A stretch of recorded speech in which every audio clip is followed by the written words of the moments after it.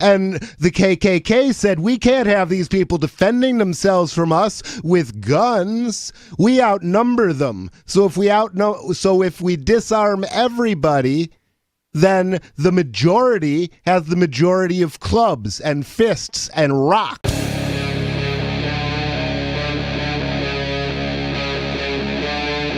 Free Talk Live. And we've been talking New Zealand, and sadly we haven't been talking about the tragedy, the initial tragedy, which was shooting up of some mosques, 50 people dead, and by some white supremacists in New Zealand. He was not a white supremacist, though. Well, I'm going by headlines. So what did he say? Did he... He said that he wanted to set off a civil war in the United States. He wanted a race war, I thought. I don't think it was a race war. Actually, I think his manifesto said that he thought the war in the United States was going to start over guns. But then it would become a race war, I thought what the prediction was. But again, I didn't read the 74-page. Right. The readings of the ravings. Yeah, exactly, and that's what it is. The guy was a lunatic, and it's troubling. It certainly is, and it's troubling when governments. Let me rephrase that. It's troubling when people allow their governments to take away rights that we are born with, that are inherent to the human condition, like the right of self-defense, and that's all this gun debate is about. Is do you have the right to defend yourself, your body? Do you own your body? Do you have that right? Is that inherent to you? And if it is, you should be able to use whatever means is necessary to defend yourself. We're going to turn to the phones and talk to Gia in California. Gia, you're on Free Talk Live. Hi, guys. My name's Gia. I'm a young trans woman and a recent Antifa member, and I wanted to talk about New Zealand and transphobia real quickly. Please. We've been looking for this all night long. Yeah, so I might be in the minority with this, but, I honestly feel that gun control in this case, I used to be against it, but I feel that it's warranted because stopping white supremacy is just the utmost priority. So whatever we have to take away from Nazis and neo-fascists, it doesn't matter. We should take it. And it doesn't bother you that means that the potential victims of these people won't have access to weapons to defend themselves. Because let me tell you the origin of gun control in America. Gun control came about by people like you, people who had a grudge against a particular race. You have a grudge against white people. Okay, I don't care about your grudge. They had a grudge against black people. Their grudge was wrong too. And the thing is, they wanted to form this organization called the Ku Klux Klan, and they wanted to kill black people. Okay? But the problem was that these black people had the right to keep and bear arms, and they weren't going softly into that dark night, but they were railing against the dying of the light. And so they formed militias, and they started to defend themselves. And the KKK said, we can't have these people defending themselves from us with guns. We outnumber them. So if we disarm everybody, then the majority has the majority of clubs and fists and rocks, and that's how the battle would be carried out. And the majority in a battle like that will win. What say you, Gia? Okay, well, maybe if the police weren't racist monsters to begin with. The thing is that maybe if the police were racist monsters to begin with, it would be a good idea not to have them be the only people with firearms, you idiot. What is the matter with you? Have you lost your mind? She's from California. Rich Paul, you're a scumbag. No, Rich Paul is a scumbag, and I'm going to get to my second point and get off the phone. Your mother was a hamster, and your father smelt of elderberries. All right. Your second point is... Your mother was an elephant queen. Anyway, listen, you were objectifying... Oh, yes, he's triggered. He's triggered. Yes, let the hate flow through you. Let it flow. Does it feel good? I'm a she.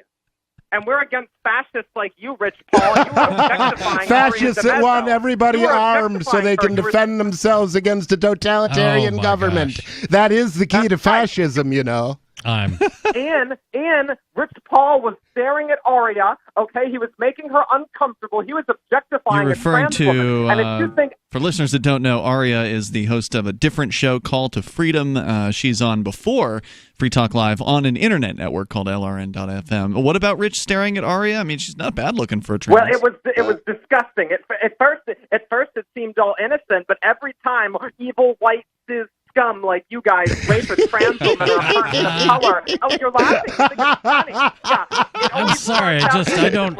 I'm from a different generation, and I don't You've often gone get. full SJW, my brother. I don't get called evil cis scum very often. Gia, thank you for the call. There was so much to mine there. You know what I mean? There was my so God. much, but we were all too wound up to dig for the nuggets that may or may not have been there in Gia's commentary. Wow. But we're going to change gears. You're on a roll bit. tonight, Rich. This is great. I'm enjoying the hell out of this. Oh, groovy. Yeah, I don't know what it is. I'm in a good mood today. We're going to go to the phones where we have Matthew listening on TuneIn. He's from Louisiana. Matthew, you're on Free Talk Live. What's on your mind?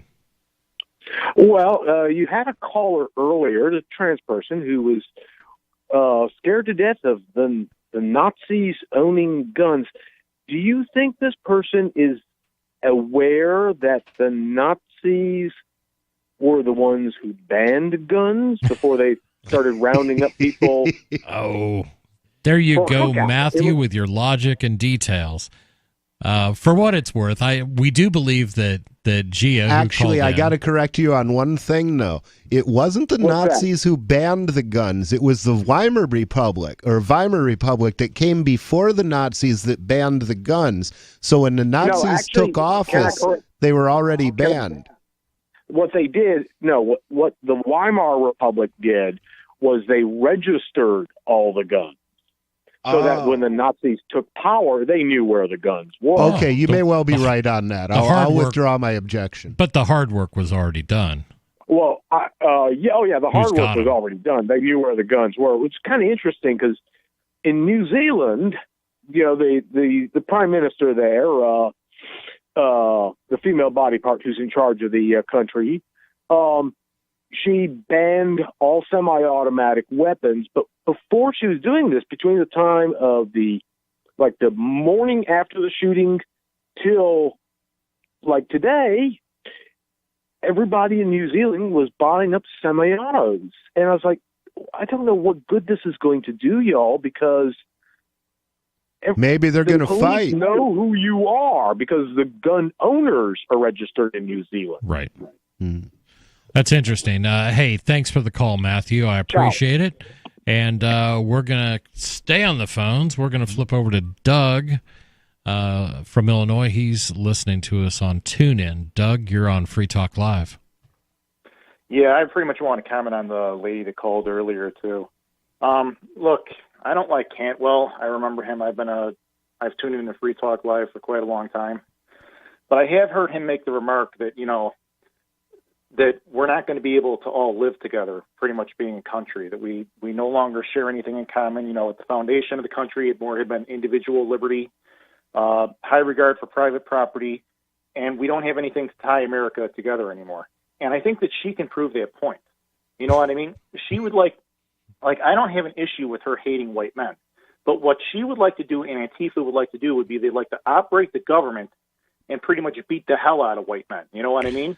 Right. Take away every right that we have, and that can be totally wrong. For the fact that me being a white man, I might not agree with her, but I don't want to take away every liberty from her. I don't want to take away her freedom. You know what I mean? For people that I don't agree with. I understand what you're saying there. I will fight to the death for her right to be an idiot. To be fair, there has been some debate in studio as to whether she is playing a character, because I think this person actually calls in and plays we don't other know. characters. I mean, we don't know. Well, I mean, or is I know it that the multiple person has personality? multiple characters, but they could be a multiple personality disorder. I honestly don't know. But there is some debate as to, I think, how serious she is. You when broke the fourth wall, bro. Well, but regardless, we don't set up calls here. Okay, so we don't know. I mean, we just know this person as a caller. We don't know which personality is the true personality, or if any of them are, or whatever. So the reality is,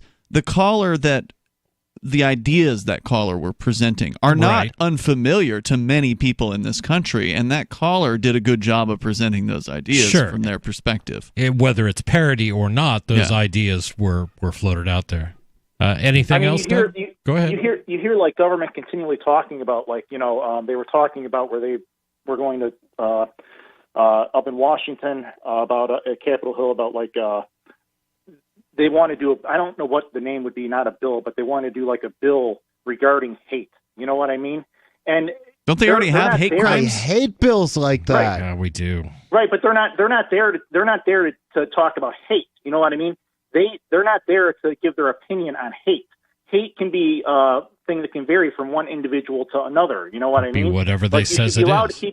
You should be allowed to keep your opinion, but until you hurt the liberty or you hurt another individual, you take away their freedom, their liberty, that can be going over the line. That can be what they're there for. They're there to protect individual liberty, not to give their definition of hate.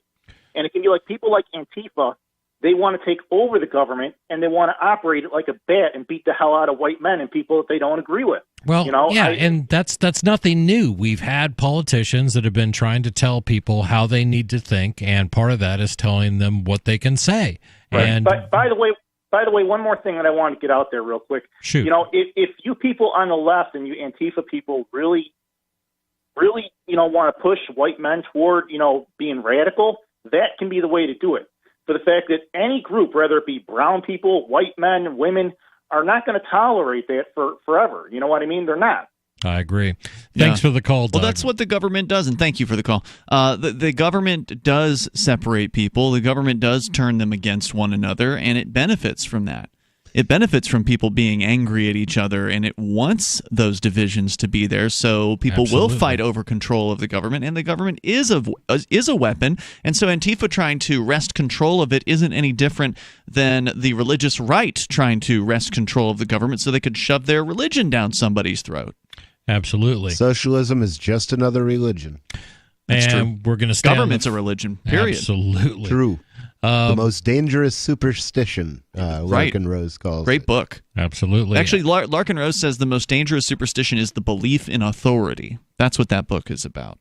Which, of course, leads to the state. But it's the whole idea that one person can have some sort of this fantasy concept of authority over other human beings, if indeed we are all born equal and with the same amount of rights. Absolutely.